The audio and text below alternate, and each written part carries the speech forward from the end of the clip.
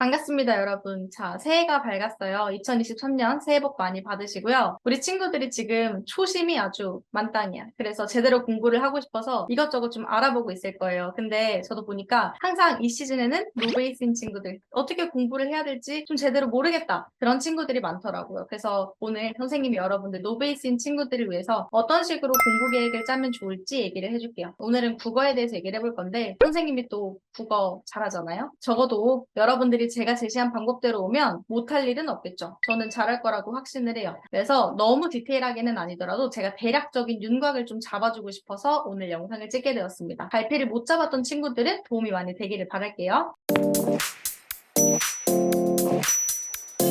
우선 여러분들이 화작을 하든 엄매를 하든 대비를 잘 하셔야 된다. 화작이나 엄매는 평균적으로는 이틀에 한 번씩 공부를 해주면 좋을 것 같아요. 하루에 1시간에서 2시간 정도? 이것도 뭐 개인에 따른 차이는 있겠죠. 근데 이제 화작 같은 경우는 내가 어제 비문학이랑 문학도 해야 되는데 굳이 막 맨날 엄청 많이 시간을 투자하지는 말고 그냥 꾸준히 2~3달 정도는 좀 해줬으면 좋겠어요. 기출문제를 풀어보는 게 정말 중요하죠. 합법과작문은 어느 정도 기출 유형이 굳어졌기 때문에 자, 6월, 9월 수능이에요. 최소 3개년에서 보통 5개년 정도 풀어놓으면 좋거든요. 이거를 EBSI 사이트에서 다운로드 받아서 풀어도 되고요. 아니면 합법과작문만 모아둔 기출문제들도 있으니까 그걸 통해서 이제 풀어도 돼요. 근데 이제 우리 친구들이 공부할 때 그냥 문제만 막 풀어. 그리고 이제 뭐 남는 게 없거든요. 근데 그렇게 하면 이제 1년 동안 공부해도 헛돌 수가 있단 말이에요. 그러니까 하나를 풀더라도 내가 좀 꼼꼼히 시간 들여서 전부 다 좀 지문도 어떻게 나오는지, 문제 내가 선지 어디서 찾을 수 있는지, 선지 판단 어떻게 해야 되는지 다 봐야 되거든요. 그래서 이게 사실 분석까지 좀 제대로 하려고 그러면 사실 한 세트에 1시간 정도도 걸려요, 초반에는.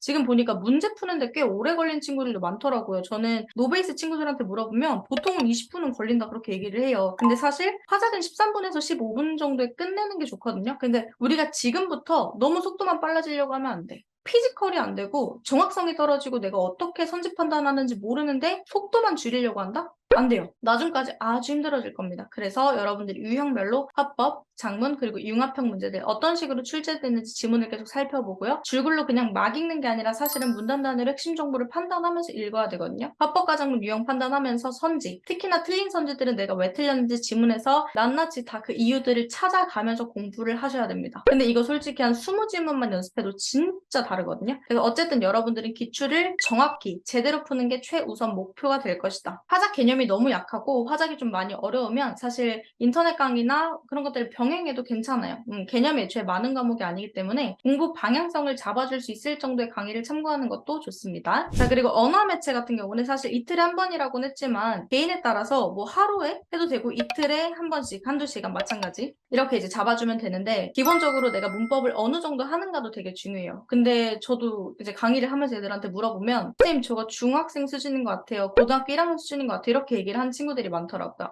그래서 아예 생노베라고 가정을 했을 때는 좀 초반에는 시간을 들여야 된다. 근데 이제 여러분들도 엄매할 때 인강이나 책 같은 걸 많이 활용을 하겠죠? 개념을 일단 빠삭하게 한 바퀴 돌리는 게 중요해요. 그래서 내가 보통 일주일에 한 단원씩 잡고 단어, 문장, 의문 이런 식으로 있을 때 이번 주는 단어, 다음 주는 문장 이렇게 들어가도 되고요. 진도가 좀 너무 빡빡하다 하면 이번 주는 뭐 예를 들어서 단어 중에서 품사, 다음 주는 단어 중에서 어근접사 이런 식으로 일단 스케줄을 다 만들어 놓으세요. 보통은 처음 공부하는 친구들은 책보다는 인터넷 강의 같은 걸 참고하는 게 좋을 거예요.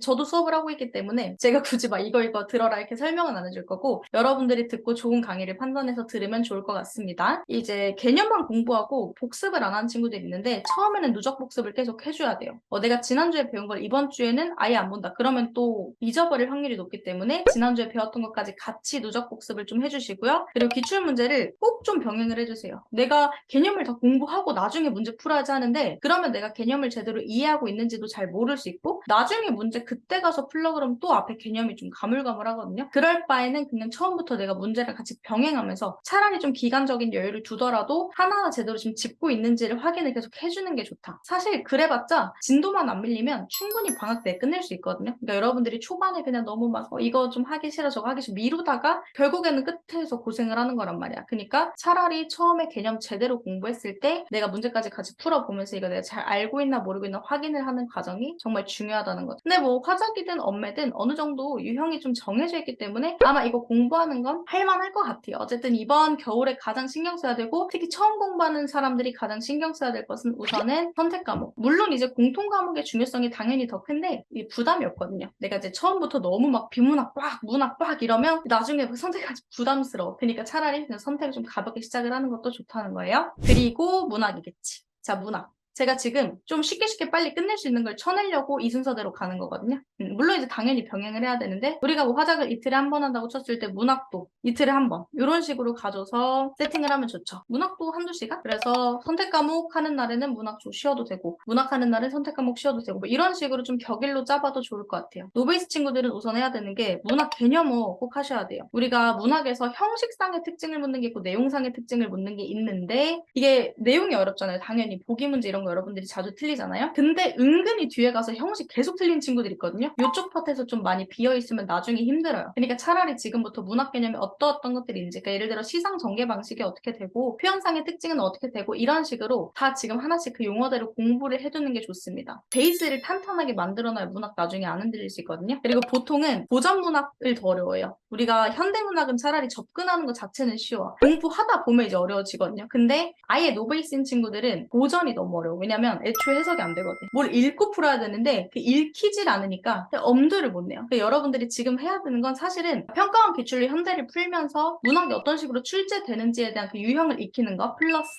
그러니까 좀 지식적으로 공부해야 될 것은 사실 고전 영역이다. 그래서 고전 시어부터 좀 이렇게 계속 하나씩 암기해 가면서 다양한 고전 작품들을 접해볼 필요가 있어요. 기출됐던 고전시, 고전 소설들은 한 번씩 다 읽어보는 게 중요하겠죠. 근데 마찬가지로 여기도 내가 어느 정도 고전어에 대한 베이스가 있어야 작품 해석을 좀 시작할 수 있기 때문에 우선은 여러분들이 차근차근 어떠한 용어들이 그동안 나왔는지를 좀 판단할 필요가 있다. 근데 문학 개념어도 그렇고 고전 문학 같은 것도 그렇고 워낙에 강의들이 또 다양해요. 그래서 여러분들 마찬가지로 혼자 공부하기 힘들면 인강 같은 걸 참고해서 해석 연습을 좀 같이 하고 원리를 익히고 이러면 좋습니다. 시어라든지 다양한 작품들 많이 접해보시길. 그리고 좀 어느 정도 해석이 되기 시작하면 마찬가지로 이 최신 기출을 계속 돌리면서 내가 문제를 좀 풀어보고 틀려보면서 계속 고쳐나가야 돼요. 고쳐야 돼. 그러니까 자꾸 내가 왜 틀렸는지를 알고 생각을 좀 많이 해줘야 되는데 여러분들 너무 막 단순히 맞았다 틀렸다 동그라미 X 막 이러니까 계속 뭔가 늘지를 않아. 그래서 좀 항상 지금 중요한 건 닥치고 막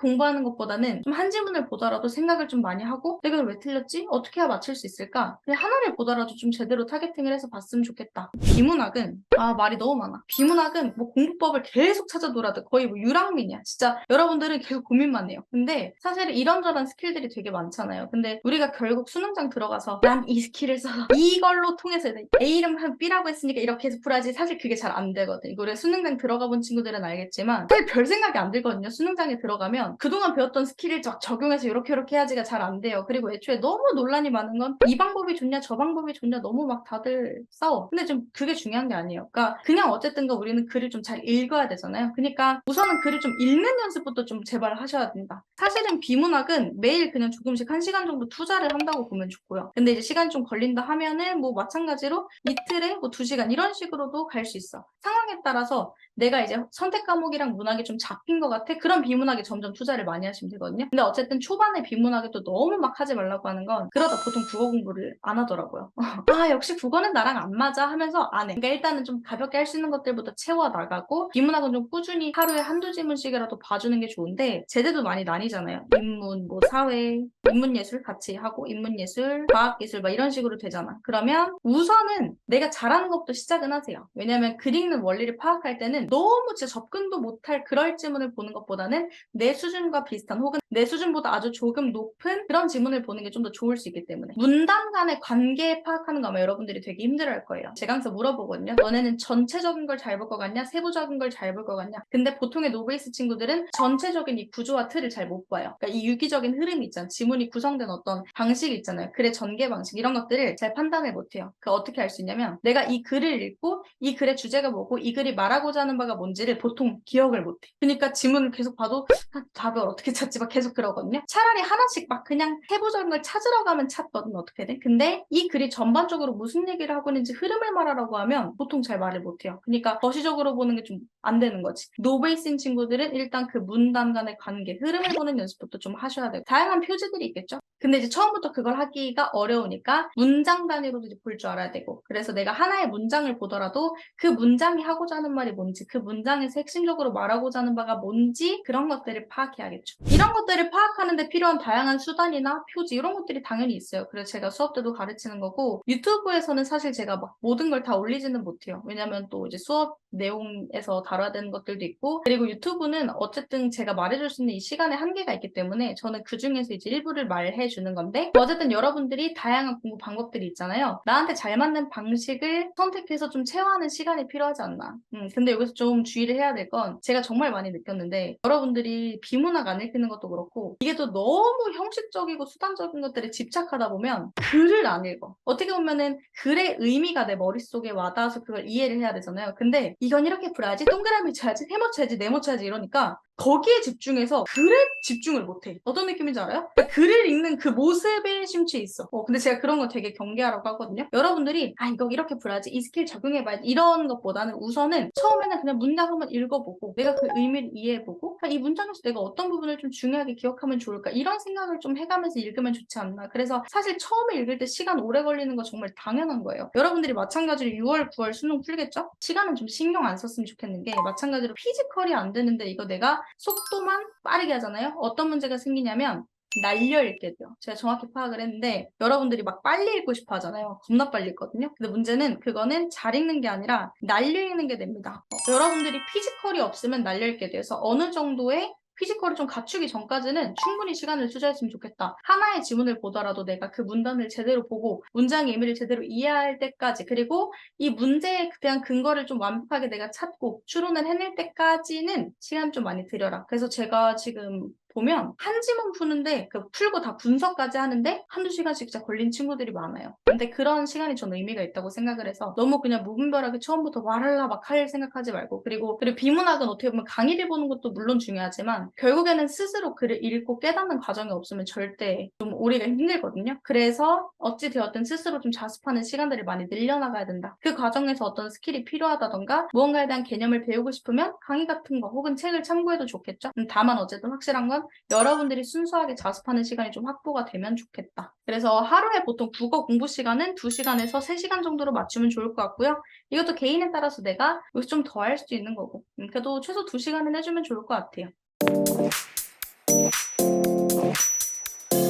노베이스인 친구들이 좀 명심했으면 좋겠는 건, 우선 첫 번째, 뭐 이렇게 너무 꼼꼼히 막 너무 완벽히 안 하려고 했으면 좋겠다. 우선은 한번 내가 여유롭게 전체 범위를 훑어도 봐야 되고, 그리고 충분히 시간을 들여서 좀 여유롭게 생각할 줄도 알아야 되는데, 너무 완벽하려고 하다 보니까 오히려 하나만 흐트러져도 또 안 하려고 해요. 포기를 하는 상황이 오죠. 우리는 정말 작은 것부터 쌓아 올려야 솔직히 말하면 더 가능성이 있거든요. 처음부터 너무 막 위대하고 거창한 계획을 세우면 오히려 나중에 목표까지 못 가더라고요. 그러니까 너무 큰 거 생각하지 말고 우선은 작은 것들부터 하나씩 해나가기. 내가 진짜 할 수 있는 건 오늘 하루에 진짜 1시간, 2시간만이라도 그냥 분량 세워서 할 수 있는 만큼만 하기. 자, 그리고 두 번째는 이게 그냥 무작정 열심히 앉아만 있는다고 해결되는 게 아니거든요. 공부를 열심히 하고 싶으니까 막 열심히 하려고 하는데, 문제는 열심히 하려는 그 모습에만 심취해 있다는 거. 예를 들어 비문학을 내가 진짜 제대로 집중해서 읽고 있으면 이 글의 내용에 대해서 생각하고 이 글이 어떤 말인지 막 그런 생각을 해야 되는데, 자꾸 잡생각이 들면서 딴 생각이 난다는 것 자체가 집중을 못하고 있다는 거거든요. 근데도 내가 오늘 어쨌든 2시간, 3시간을 채웠으니까 난 열심히 한 거야, 그렇게는 생각하지 않았으면 좋겠어요. 내가 시간이 사실 얼마나 지났는지도 모를 만큼 좀 이렇게 빠져있는 게 좋다. 근데 우리 정말 많은 친구들은 그냥 내가 그냥 뭔가를 어쨌든 하고 있다는 거에 만족을 하고 있다는 거지. 근데 그거는 저는 패션 공부라고 하거든요. 그러니까 공부를 패션으로 하면 안 되잖아. 내가 그런 모습이어서 내가 막 이렇게 열심히 하고